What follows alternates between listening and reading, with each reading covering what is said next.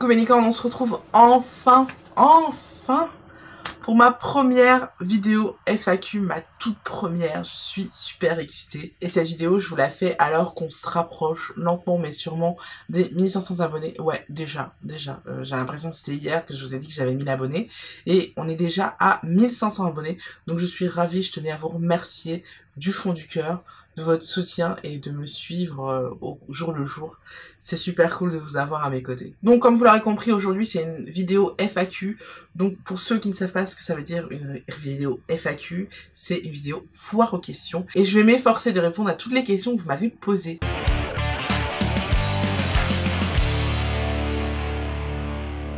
Donc la première question qu'on m'a posée, c'est de savoir si, en plus de mon investissement sur cette chaîne et sur mon blog, j'avais une passion professionnelle et des loisirs. Évidemment, j'ai des loisirs, hein, vous imaginez bien.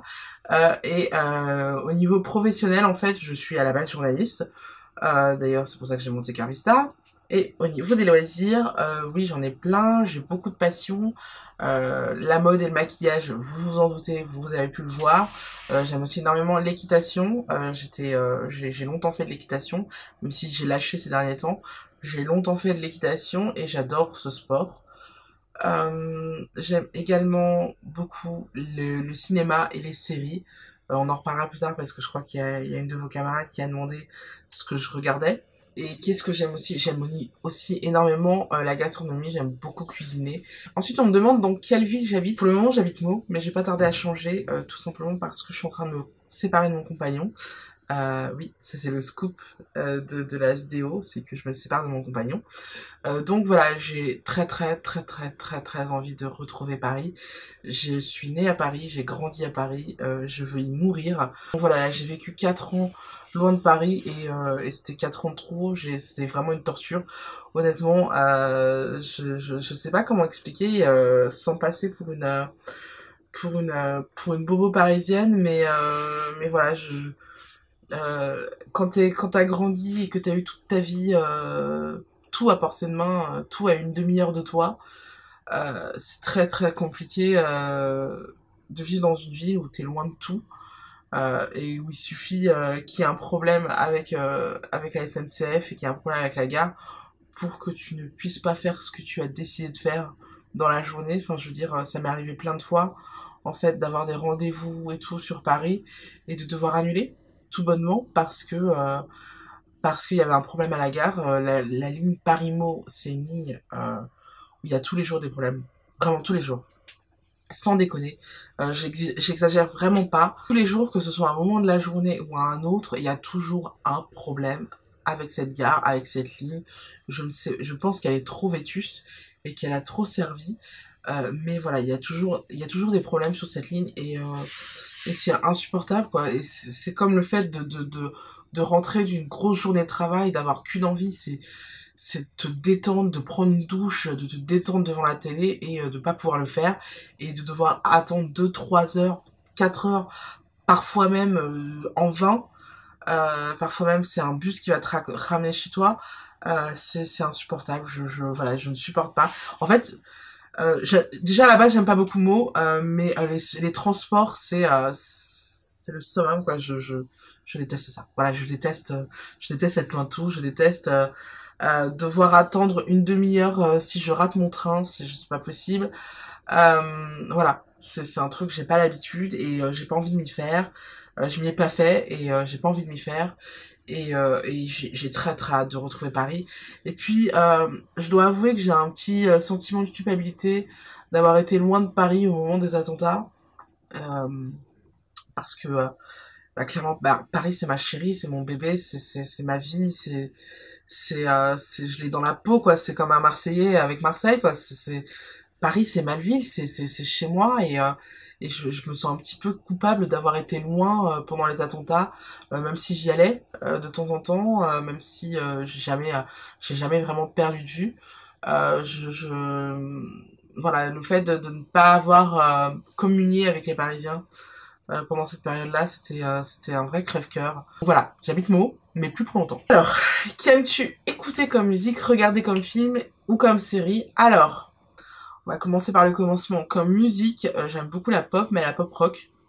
Voilà, je suis une fausse noire en fait. Vous me voyez noire, mais en fait, c'est pas vrai. Non, en fait, c'est pas vrai, parce que je suis assez éclectique, je peux écouter du Stromae, du Orelsan, mais je suis plutôt pop rock. Voilà, Coldplay, Sky Kennedy, Imagine Dragon aussi, c'est en ce moment mon groupe préféré. Voilà, ça fait quelques années que je suis énormément ce que fait Imagine Dragons. Voilà, c'est de la musique qui me parle beaucoup. En termes de films, j'ai plein de films que j'aime. Notamment les deux Sex and the City, même le deuxième, oui, j'ai aussi aimé le deuxième. Mes films préférés, c'est Forrest Gump, on a aussi évidemment Dirty Dancing, hein. On est toutes à avoir adoré ce film. Le Seigneur des Anneaux, la saga des Seigneurs des Anneaux, et la saga du Hobbit aussi, puisque Seigneur des Anneaux oblige. J'adorais aussi Danse avec lui, et puis L'homme qui murmure à l'oreille des choux. Ça, c'est des classiques pour moi. Qu'est-ce que je pourrais vous dire? Alors, dernièrement, j'ai flashé, mais complètement sur The Greatest Showman. Il est sorti cette année ou l'année dernière, enfin en fin d'année en tout cas. Et j'ai flashé trop sur ce film. Je l'adore. J'ai tout kiffé. J'ai tout kiffé, l'histoire, les chansons, le message. Tout m'a parlé. J'ai des goûts assez éclectiques et j'adore vraiment le cinéma. Quand j'étais à Paris, j'avais une carte illimitée que je n'ai plus depuis que je suis à Meaux parce que il y a qu'un cinéma et que ce cinéma-là ne diffuse que des films en français. Et ce qu'il faut savoir, c'est que je déteste regarder les films en VF. Je ne regarde que de la VO, tout simplement parce que le jeu des acteurs est totalement différent quand on est en VF que quand on est en VO, c'est évident. Au niveau des séries, j'adore Game of Thrones, c'est ma série préférée. Je suis impatiente de découvrir la dernière saison, mais en même temps, je suis pas si impatiente que ça parce que ça voudra dire que c'est fini. Et moi, j'ai pas envie que ça finisse. Même si je sais qu'il y a un spin-off qui va sortir après, voilà, je suis pas du tout impatiente, mais en même temps, j'ai envie de connaître le dénouement que, du moins, les showrunners nous ont trouvé parce que, comme j'ai dit dans ma vidéo Top et Flop, la dernière que j'ai faite, à mon avis, la fin de la série va être totalement différente de la fin du livre. Donc voilà, j'ai hâte de découvrir ça. Euh, une autre série que j'aime beaucoup, c'est Handmaid's Tale. Alors, Handmaid's Tale, pour ceux qui connaissent pas, c'est assez compliqué à expliquer. En fait, en gros, il s'agit d'un monde dans lequel il y a de moins en moins de fertilité, il y a un problème de fertilité, et aux États-Unis, il y a un coup d'État qui coupe les États-Unis en deux, et on a la partie Gilead et la partie États-Unis libre. Et Gilead, en fait, c'est un gouvernement très très rétrograde. La population féminine se compose de trois parties. On a les femmes qui sont habillées en vert, les servantes qui sont habillées en rouge et les martas qui sont habillées en gris. Et les femmes, bon bah c'est des femmes, hein, c'est les femmes des chefs, hein, c'est les femmes des hommes en gros. Les servantes, ce sont en gros des femmes qui se sont détournées du droit chemin, mais quand je vous dis détournées du droit chemin, c'est vraiment tiré par les cheveux parce que en réalité, le personnage principal, tout ce qu'elle a fait, c'est de se marier avec un homme qui a quitté sa femme pour elle. Voilà. C'est tout le mal qu'elle a fait et pourtant elle est considérée comme une servante. Et comme elle a eu un enfant avec cet homme-là, en fait, c'est un ventre en gros. Et son travail à elle, c'est de se faire violer et de porter les enfants et de les nourrir. Et après, elle va dans une autre famille. Voilà, voilà. Et les Martins, en gros, c'est des larbins. Voilà. C'est une série géniale. C'est vraiment une série géniale.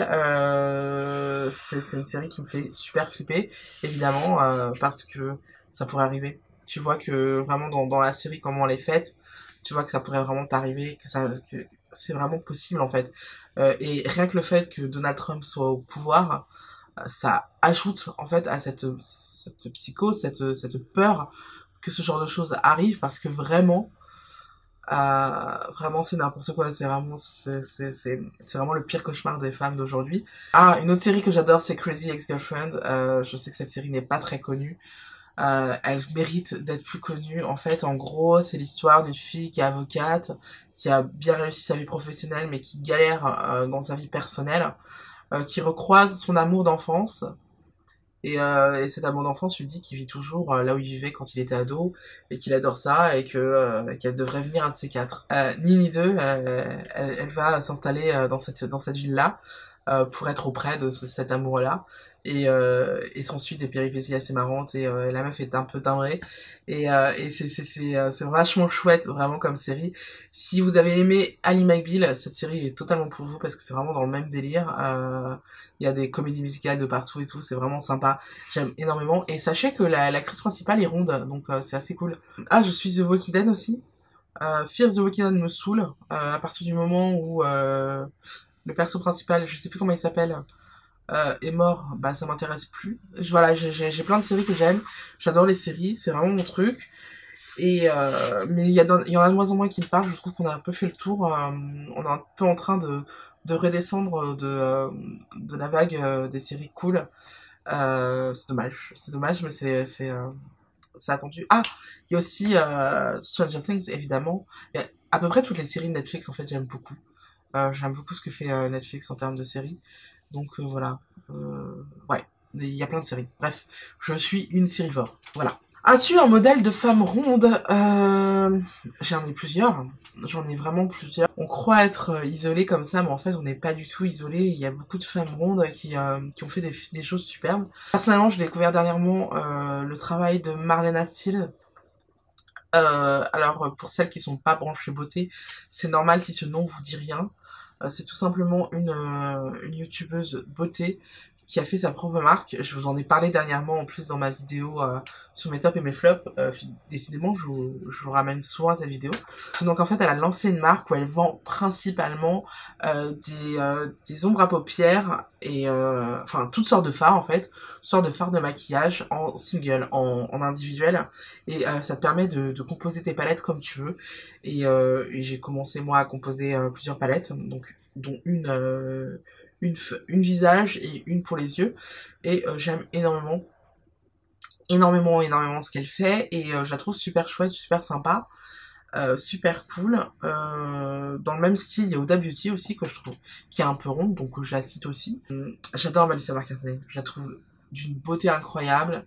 Et j'aime son jeu d'actrice. La seule chose qui me manque chez cette fille et que je trouve un peu dommage, c'est qu'on ne la trouve jamais dans des comédies romantiques, et j'aimerais bien la voir dans une comédie romantique. J'ai vraiment hâte de la découvrir dans ce rôle-là, parce que bah, les femmes rondes tombent amoureuses aussi, et en plus elle est tellement jolie que c'est totalement crédible qu'elle tombe amoureuse, et qu'il lui arrive de belles choses. Et je pense que, contrairement à ce que pourraient croire les producteurs et tout, on n'a pas besoin d'être ronde pour s'identifier à Melissa McCartney, tout comme on n'a pas besoin d'être mince pour s'identifier à une Black Lively. Vraiment, voilà, je m'identifie très bien à Black Lively. Et je pense qu'une mince pourrait s'identifier à une ronde également. C'est vraiment, c'est comme considérer qu'un blanc ne peut pas s'identifier à un noir. Ou... C'est pas vrai. Voilà, c'est pas vrai. On a plein de contre-exemples comme ça. Donc voilà, il s'agirait que ça s'arrête en fait. Et une autre femme ronde qui m'inspire énormément, c'est tout simplement Angela Merkel. Je trouve qu'elle impose le respect, quoi. Il y a rien à dire sur ce qu'elle fait. Enfin, si sur ses choix politiques, moi j'aurais plein de choses à redire. Mais en tout cas, sur son parcours politique et sur son parcours professionnel, la dame force le respect. Voilà, et elle est ronde. Donc voilà, ça dit beaucoup. On peut être ronde et présidente de la République. Alors, est-ce que j'ai des proches de mon âge qui sont ronds et acceptent-ils mes conseils? Alors, ma mère est ronde. Est-ce qu'elle accepte mes conseils? Oui et non. C'est-à-dire que elle accepte mes conseils quand je parle d'estime de soi et de se respecter, de s'aimer, machin et tout. Elle essaye d'accepter.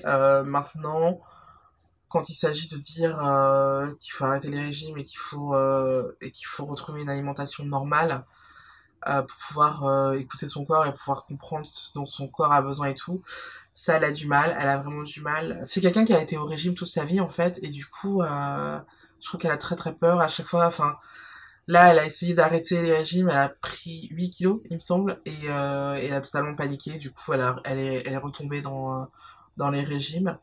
Euh, voilà. Euh, c'est un peu compliqué de lui dire. J'ai essayé de lui dire qu'il fallait être patiente et que son poids allait se réguler de lui-même et il fallait qu'elle se fasse confiance et qu'elle arrête enfin qu'elle lâche prise en fait avec son poids, mais c'est pas possible, elle y arrive pas. Donc voilà, bah, je fais du mieux que je peux, mais je suis pas toujours écoutée. Ma meilleure amie aussi est ronde et bah, c'est un peu pareil. Elle a un gros, je trouve qu'elle a un gros problème d'estime de soi et je peux en parler plus parce que ça la regarde, mais oui, enfin j'essaye de la conseiller, mais en effet je suis pas toujours écoutée. C'est un peu frustrant. Tu dis que c'est un peu frustrant parce que t'as une chaîne YouTube, il y a plein de gens qui te suivent et qui t'essayent de coacher et tout, et tes plus proches, t'arrives pas à les soulager, c'est un peu dommage, mais bon. Euh, voilà, c'est la vie. Je crois que c'est compliqué pour les femmes de lâcher prise et de s'accepter, de s'aimer, qu'on soit rond ou pas d'ailleurs. Je crois qu'on a on a toute tendance à s'auto-flageller pour un oui, pour un non, et voilà. Alors, on me demande si je peux trouver attirant un homme rond. Oui, je peux trouver attirant un homme rond quand je peux trouver un attirant un homme, je sais pas, roux. C'est le physique. On tombe pas amoureux d'un physique, on tombe amoureux d'une personnalité. Et après, il y a un truc qui me gonfle un peu, c'est de considérer qu'une ronde devrait être plus tolérante que les autres. Ça s'appelle de la grossophobie, hein, clairement. Si t'es pas attiré par quelqu'un, t'es pas attiré par quelqu'un. C'est pas parce que t'es ronde que tu dois être attiré par les rondes. Par les ronds, pardon. Oh le lapsus. Bref, personnellement, c'est pas mon délire. Voilà, honnêtement, je suis pas personnellement attirée par ce genre de mec. Maintenant, voilà, je suis plus attirée par une personnalité. Enfin, je tombe amoureuse d'une personnalité et pas d'un physique. Après, non, oui, physiquement, c'est pas le genre de personne qui va m'attirer, mais c'est pas grave, tu vois. C'est pas, c'est-à-dire que c'est pas rédhibitoire. Je peux totalement être charmée par une personnalité plus que par un physique. C'est pas un problème. Mais je considère que j'ai le droit de ne pas être attirée par un mec rond. S'il a rien d'autre à m'apporter, bah non, ça va pas le faire. Du tout. Mais genre du tout. Alors, on me demande, pourrais-tu nous dire tes mensurations, tour de taille et tour de poitrine, tour de hanche? C'est la deuxième fois qu'on me demande ça. Dernièrement, on m'a aussi demandé combien je pesais. Et j'ai envie de vous demander, ça changera quoi pour vous de savoir combien je pèse et quel est mon tour de taille, mon tour de poitrine, mon tour de hanche? Est-ce que vous réalisez que ce sont des questions hyper personnelles, mais genre tellement personnelles que à part toi, il y a personne qui les connaît. Enfin, je veux dire, voilà. Je comprends pas ce genre de questions, je comprends pas qu'on pose ce genre de questions à quelqu'un. À moins qu'on soit tailleur et qu'on ait l'intention de faire une robe à quelqu'un ou un pantalon, je comprends pas qu'on pose ce genre de questions. Voilà, et je ne répondrai pas à ce genre de questions. Je rejoins tout à fait ce que dit Stéphanie Zucchi sur le sujet, c'est-à-dire que j'essaye d'être le plus naturel avec vous, j'essaye de vous parler comme si vous étiez avec moi là tout de suite, mais on se connaît pas. Moi je vous connais pas, je sais pas qui vous êtes et du coup je vais pas vous communiquer ce genre d'informations et je vais pas faire en sorte que ce genre d'informations soit public, sachant que je suis journaliste en plus, donc j'ai pas envie que ce genre d'informations soit public. On sait jamais ce qui pourrait m'arriver dans ma carrière. J'ai pas envie de voir mon nom associé à des chiffres, surtout que ce sont que des chiffres et que ça ne, comme je le dis souvent, hein, ce sont des chiffres et ça ne reflète absolument pas ma personnalité, ça reflète absolument pas ce que je suis. Et donc voilà, je n'aime pas ce besoin de mesurer tout. Je comprends pas. Honnêtement, je comprends pas et je pense que qu'il faut pas poser ce genre de questions. Sincèrement, j'ai pas envie de faire la morale ni rien, mais je comprends pas qu'on pose ce genre de questions. Je trouve ça assez déplacé. Voilà. Alors là, on arrive à une série de questions qui a été posée par une jeune fille qui, je pense, vit une sale période parce que c'est que des questions sur les relations amoureuses et je vais m'efforcer de lui répondre parce qu'en effet c'est un problème quand on est rond. Alors la première question qu'elle m'a posée c'est: as-tu déjà eu une relation toxique qui a réussi à te faire douter de toi et de tes valeurs? Je pense qu'on en a tous eu. Honnêtement, je pense on est toutes passées par là. De mes valeurs, non, parce qu'elles sont solidement ancrées. Mais de moi, oui, clairement. Oui, clairement, clairement. Et ce genre de relation, comme je vous l'ai dit, il faut tirer un trait, hein. Il faut pas s'attarder, il faut pas chercher le pourquoi du comment. Il faut surtout pas chercher à excuser la personne qui a fait ça. Il faut surtout pas chercher à trouver des explications, même si c'est très difficile et qu'on en a toutes besoin. Je pense qu'il faut surtout tracer sa route et continuer son chemin. Et donc c'est une question à deux parties apparemment. Et donc si oui, combien de temps as-tu mis à t'en remettre? Qu'est-ce qui t'a aidé ou au contraire qui t'a enfoncé dans ce truc? Alors c'est une bonne question ça. Combien de temps j'ai mis à m'en remettre? 2 semaines? Non, moi je suis quelqu'un qui est très... à partir du moment où je décide que c'est terminé avec une personne, c'est terminé avec une personne. C'est-à-dire qu'à partir du moment où je décide que t'es mort pour moi, t'es mort pour moi. Je suis quelqu'un de très sociable. Je suis extrêmement franche et honnête. Et je suis énormément pour le dialogue et pour les explications et voilà pour m'expliquer avec quelqu'un et pour dire les choses franchement en fait pour avoir un certain dialogue avec quelqu'un. À partir du moment où la personne ne comprend pas, ou à partir du moment où je comprends que c'est une personne qui est mal intentionnée, qui est pas bienveillante en tout cas, ou qui a comme ça des réflexes de destruction, parce qu'il y a des gens comme ça qui veulent pas forcément faire mal, mais qui c'est plus fort qu'eux, ils sont obligés de faire mal aux autres. Bah, et à partir du moment où je comprends ça, bah, je tourne le dos et je continue mon chemin en fait, je regarde pas trop en arrière. J'ai été élevée comme ça, on m'a appris à m'expliquer avec les gens et à tourner les talons si la personne ne comprend pas ce que j'essaie de lui dire. Et sans regret, vraiment sans remords, parce que je sais vraiment que je suis quelqu'un qui cherche vraiment le dialogue, qui cherche vraiment à prendre sur moi. Et maintenant, si je comprends que la personne c'est ancré dans sa tête et qu'elle veut pas changer et qu'elle veut pas comprendre, bah ça sert à rien en fait, ça sert à rien et du coup je me détourne. Et qu'est-ce qui m'a aidé? Bah, c'est justement l'éducation que j'ai eue, cette éducation où on m'apprend que voilà, je sais ce qui est bien, ce qui est pas bien. Essayer de me retrouver, essayer de me recentrer, prendre du recul énormément et essayer de comprendre ce qui allait pas dans ma vie, pourquoi ça n'allait pas dans ma vie, d'identifier ce qui n'allait pas dans ma vie et de comprendre que c'était la personne en particulier qui était nocif et toxique pour moi et prendre du recul et prendre voilà mes distances avec cette personne sans aucun regret, sans aucun remords. Faut pas avoir de remords franchement pour prendre ses distances avec quelqu'un qui vous est nocif. Honnêtement, faut pas vous en excuser, faites-le mais sans état d'âme. Même si c'est le père de vos enfants, faites-le. Honnêtement, sans remords quoi. Je pense qu'en fait c'est un peu du néo-sexisme en fait de considérer que c'est normal qu'une femme subisse la toxicité d'un homme parce que c'est une femme et que les hommes sont des salauds, que voilà, c'est pas vrai.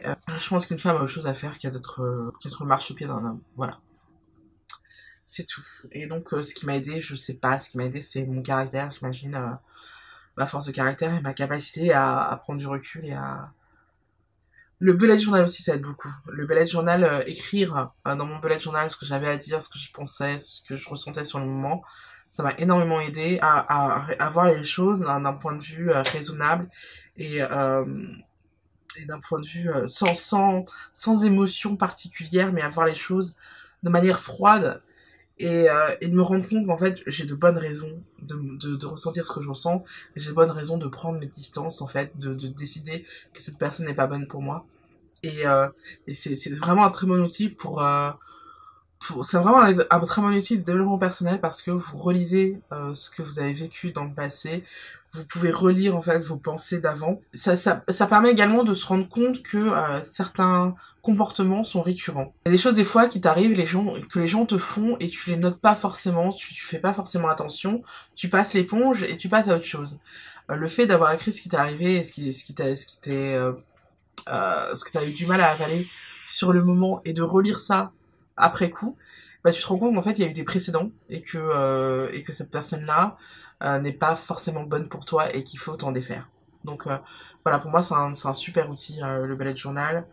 C'est vraiment, je pense que j'ai énormément changé depuis que je tiens un bullet journal. Je sais pas si c'est à cause de ça, mais j'ai énormément changé depuis que je tiens un bullet journal. Voilà. Alors on me dit que c'est peut-être une question niant.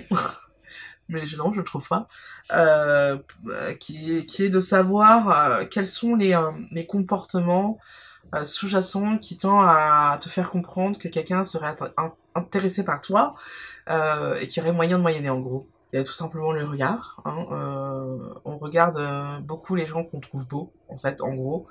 Le regard de l'homme, comme de la femme, en fait, est attiré par les jolies choses. Donc, quelqu'un qui vous regarde beaucoup, c'est déjà un bon indice. Et s'il regarde vos formes, c'est-à-dire vos seins, vos fesses, et vos yeux, votre visage, c'est bon. C'est bon signe. Si vous voyez aussi qu'il a la pupille qui se dilate quand il vous regarde, c'est très bon signe, ça veut dire qu'il est en train de vous détailler et qu'il est en train de zoomer sur vous. Quand quand on se mord les lèvres aussi, c'est très parlant. Un mec qui se mord les lèvres, c'est un mec qui a envie de vous bouffer, qui essaye de s'approcher de vous, tout simplement, qui essaye de vous connaître, qui essaye voilà, d'entrer dans votre sphère privée. C'est un bon indice. Alors des fois, bizarrement, quelqu'un qui est un peu agressif, que vous avez l'impression d'agacer, c'est aussi un signe, bizarrement, c'est aussi un signe d'attirance. Mais dans ce cas-là, n'y allez pas. Un mec n'est pas capable de vous faire comprendre qu'il vous désire et de vous faire sentir en fait que vous êtes quelqu'un de particulier pour lui, qu'il vous désire et que vous êtes quelqu'un d'important pour lui. C'est pas la peine. C'est pas la peine. C'est un homme qui a du mal avec les femmes en fait, qui a du mal voilà, à assumer l'attirance qu'il a pour vous. C'est pas la peine, vraiment, franchement, ne creusez pas. En général, les mecs le disent, hein, quand ils sont attirés par vous, ils le disent. Un mec qui essaye de vous toucher, pas forcément les seins, hein, évidemment, ou les fesses, mais un mec qui vous touche souvent l'épaule, le bras et tout, c'est un signe aussi qu'il y a anguille sous roche. Il y a soit le mec qui fait sans le faire exprès, qui vous touche sans faire exprès, et qui c'est plus fort que lui, il a besoin de vous toucher. Et dans ces cas-là, c'est plutôt un moyen de vous dire que vous lui appartenez, ou de dire au monde que vous lui appartenez. Soit il le fait exprès, et c'est pour voir s'il y a moyen de moyenner. Voilà, c'est pour voir si vous allez repousser son attouchement, entre guillemets, même si on peut pas dire attouchement, mais comment dire, son contact, voilà. Soit vous allez l'accepter, et dans ces cas-là, il va se dire qu'il y a peut-être une chance. Donc voilà, c'est un moyen pour lui de tâter le terrain. Se toucher les cheveux, s'il a les cheveux assez longs pour le faire, c'est aussi un signe d'attirance. Et je crois que j'ai tout dit. Alors, la même personne me demande si j'ai déjà eu un coup de foudre pour quelqu'un, mais genre un coup de foudre avec qui c'est passé en mode obsession et que je pensais à qui je pensais du soir au matin. Ah, pas du tout. Pas du tout. Le seul coup de cœur immédiat auquel je peux penser, non, il y en a deux. Il y en a un, c'était un mec de lycée sur qui j'ai flashé des premiers regards et qui m'a appris plus tard qu'il était intéressé, mais d'un point de vue sexuel et pas d'un point de vue amoureux. Donc super. Et celui auquel je pense, le vrai auquel je pense, c'est vraiment un vrai coup de cœur que je ne m'explique pas, mais c'était pas un coup de foudre. Dans le sens où je l'ai remarqué, je l'ai apprécié tout de suite, mais j'étais pas amoureuse. Voilà, c'était pas le genre oh mon dieu c'est l'homme de ma vie, pas tout de suite en tout cas. C'est venu après, c'est venu en le connaissant, mais en tout cas mon regard a été attiré par cette personne et voilà, j'ai eu des sentiments très forts pour lui. Et j'en ai toujours d'ailleurs, c'est assez amusant. Et d'ailleurs je suis toujours en contact avec cette personne. Et pourquoi je suis pas avec ce mec? Bah tout simplement parce qu'il veut pas. Voilà, c'est aussi simple que ça. Non mais il est en couple en fait. Donc voilà, et puis en plus il vit pas en France. Donc c'est réglé. Comme je me vois mal vivre ailleurs qu'à Paris, c'est réglé. Mais ça a jamais été quelque chose d'obsessionnel. C'est-à-dire que je sais qu'il est là pas loin. J'ai pas besoin d'avoir tout le temps de ses nouvelles, j'ai pas besoin de savoir ce qu'il fait à n'importe quelle journée, à n'importe quelle heure, enfin voilà, j'ai pas besoin de savoir ce qu'il fait, je peux passer des années sans penser à lui, et puis un jour je pense à lui, et je lui envoie un petit message, et on se parle de trois, enfin on échange quelques petits trucs, et où on se voit, il nous arrive de nous voir aussi, Et voilà, et à chaque fois que je le vois, je me dis, putain, mais pourquoi je suis pas avec lui en fait? Non, j'ai jamais eu de coup de cœur obsessionnel et j'ai pas forcément envie d'en avoir parce que la patience c'est quelque chose que tu subis, alors que l'amour, bon, tu le subis aussi, mais c'est moins agressif en fait. Voilà. Je fais aussi énormément de la distinction entre avoir des sentiments pour quelqu'un et vouloir être avec cette personne. C'est vraiment deux choses très différentes pour moi. Du coup, je peux pas te dire comment je fais pour oublier cette personne parce que déjà la personne à laquelle je pense, je l'ai pas oubliée, et ensuite parce que bah, j'ai pas eu vraiment d'obsession. Vraiment, je suis pas vraiment une psychopathe en fait. Je suis quelqu'un d'assez raisonnable en fait. Surtout en amour, faut du temps, je pense. Il faut du temps, et puis moi ce que je fais pour oublier un mec, c'est que j'ai tendance à sortir avec d'autres mecs. Voilà, alors je sais pas si c'est un bon conseil, mais c'est manière de zapper. Voilà, je zappe. Je zappe d'un mec à l'autre. Donc ma plus grosse honte. Ma plus grosse honte. Alors ce qu'il faut savoir, c'est que moi je suis Pierre Richard, je fais plein de gafferies et je tombe partout. Enfin, je suis hyper maladroite, que ce soit en termes de mots ou en termes ou physiquement, je suis vraiment très très maladroite. Du coup, des hontes, j'en ai eu pas mal, et mais c'est des petites hontes dont je me suis bien remise. Donc j'ai pas de honte comme ça à vous à vous donner. Ouais, j'ai rien qui me vient là. Je suis désolée. S'il y a un truc qui me vient, je vous le dirai, mais là pour le moment, j'ai rien qui me vient. Alors ensuite, on me demande de quelle origine je suis. Alors, ma mère est d'origine hollandaise, mon père est d'origine ivoirienne, et mon beau-père, pour la petite histoire, est d'origine corse vietnamienne. Donc oui, sacré mélange. On nous appelle la famille Benetton, à juste titre. D'ailleurs, j'embrasse ma cousine qui me regarde, j'en suis certaine. Quel âge as-tu? As-tu des enfants? J'ai 35 ans. Et non, j'ai pas d'enfants, pas encore. Et est-ce que j'en veux? Oui. Mais pas pour le moment. Pour le moment, j'ai besoin de me reconstruire. Parce que je viens de rompre, comme je vous l'ai dit, donc c'est vraiment pas le moment. Peut-être avec le prochain, on verra. J'espère. Quelle est ta chanson préférée, ton livre du moment et ta série du moment? C'est ça? Non, ton livre du moment et ton film du moment. Ma chanson préférée. Ouh là là. Ma chanson préférée. Ah, une seule chanson? C'est pas possible.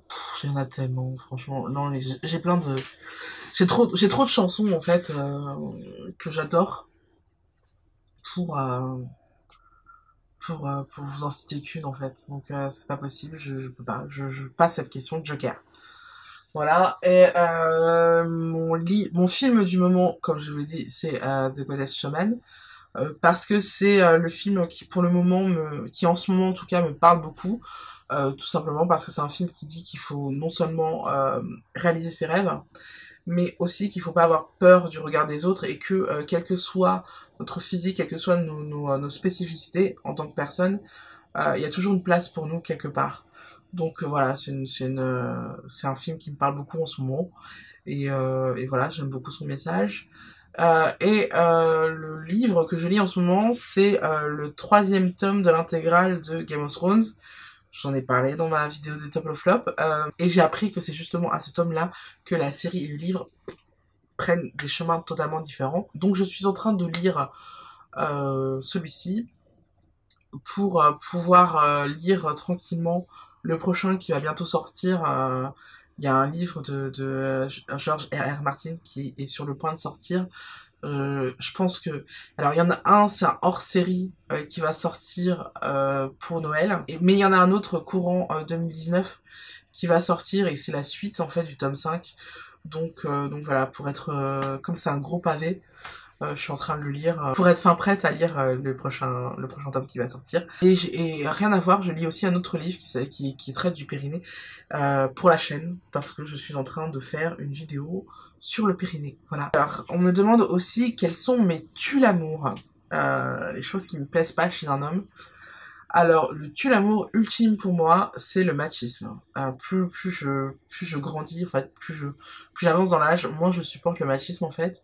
Et plus je comprends à quel point je suis euh, traitée comme un être inférieur par rapport aux hommes, et plus ça m'agace, et plus moi j'ai envie de l'accepter. Du coup, j'ai un peu du mal avec les mecs machos. Vraiment, j'ai vraiment carrément du mal. Tous les comportements machistes me saoulent, que ça va du mec qui dit des saloperies de la meuf avec qui il couche et avec qui il est pas, euh, parce qu'il la méprise, parce qu'elle couche avec lui. Je trouve ça pas normal. Et jusqu'au mec qui considère que mon rôle en tant que femme, c'est d'être en admiration devant lui. Là, il y en a beaucoup. Bref, ouais, voilà, le truc qui m'insupporte chez un homme, c'est vraiment le machisme, c'est vraiment considérer voilà, que je suis un être inférieur et de ne pas être considéré comme un égal. Voilà, pour moi, c'est hyper important d'être considéré comme un égal. Moi, on m'a élevé en m'apprenant qu'un homme, un vrai, ça respecte sa femme, donc voilà, pour moi, la meilleure manière de me dire que c'est pas un homme, et que c'est un gamin et que c'est pas être quelqu'un d'intéressant, c'est de me montrer en train d'être pas respectueux envers elle, quoi. Je pense que la femme est l'égale de l'homme, tout bêtement. Je pense pas qu'elle est supérieure, mais je pense qu'elle c'est l'égal de l'homme. Voilà, maintenant que je suis célibataire, si vous êtes chaud et que vous avez envie de me pécho, la dernière chose à faire, c'est de me laisser faire les tâches ménagères.